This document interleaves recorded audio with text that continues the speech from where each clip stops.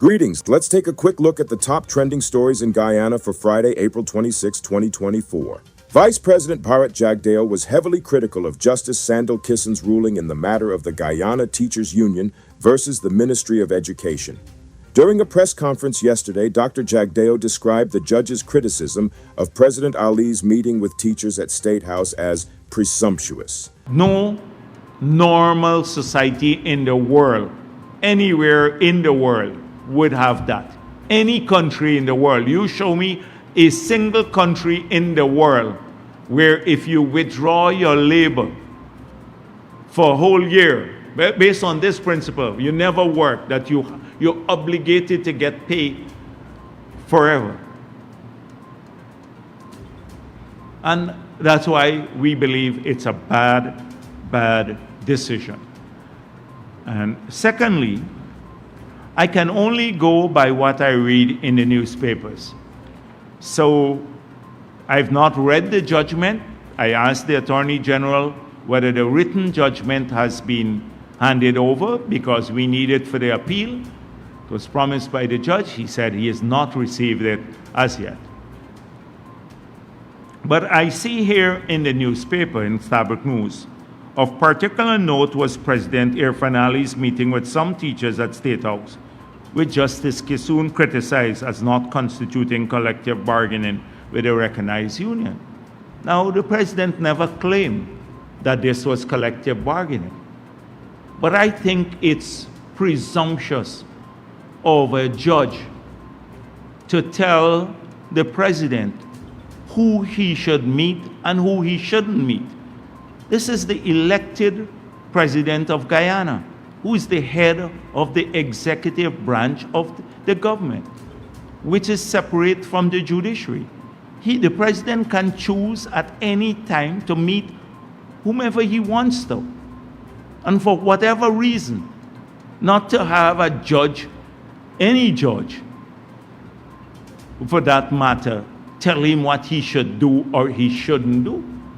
Last week, Justice Kissoon ruled that the strike action by the Guyana Teachers Union for collective bargaining was legal and justified, and that deductions cannot be made by the state from the salaries of striking teachers. The Attorney General has indicated the government's intention to appeal, citing wide-reaching implications to other workers' unions. A 40-year-old man, Orland Roberts, has been sentenced to life in prison with a minimum of 18 years before being eligible for parole for raping a minor while she was sleeping. The incident occurred in July 2022, and the girl woke up during the attack. Her younger sister witnessed the assault and testified in court. The judge, Sandil Kissoon, described the act as vile, evil, and abominable, and emphasized that such crimes have no justification, even if attributed to binge drinking. The victim suffered physical harm and trauma, and her impact statement revealed the significant impact the event had on her life. The judge rejected the defendant's plea for a second chance, citing the need for a harsh and severe sentence. Roberts will also be required to attend counseling sessions for sex offenders and alcoholics while in prison. Following the deaths of 24-year-old Ashanti Liverpool and 18-year-old Jared Jagnandan, the Guyana Police Force confiscated weapons from two security companies, Cerberus Security Company and OP Security Services.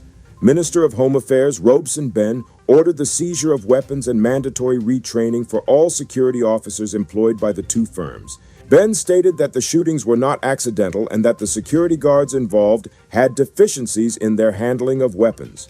Liverpool was fatally shot by her twin sister's ex-boyfriend, a security guard who had armed himself with a high-powered rifle, while Jagnandan was shot by a 20-year-old security guard who was on duty at the same company. Both incidents are being investigated, and the security guards involved have been charged. Tyrone Hamilton, a businessman and former national cyclist, has been charged with drug trafficking and remanded to jail after surrendering to investigators over a month ago. He is accused of conspiring to traffic over 150 pounds of cocaine at the Chetty Jagan International Airport. Two airport workers were previously arrested and charged in connection with the incident.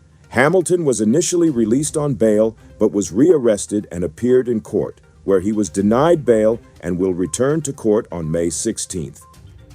A security officer, Sean Seizure, and a businessman, Sunil Ramcharan, were charged and granted bail for their alleged roles in the theft of 4 solar panels from the 2 Miles Primary School in Bartica, Guyana.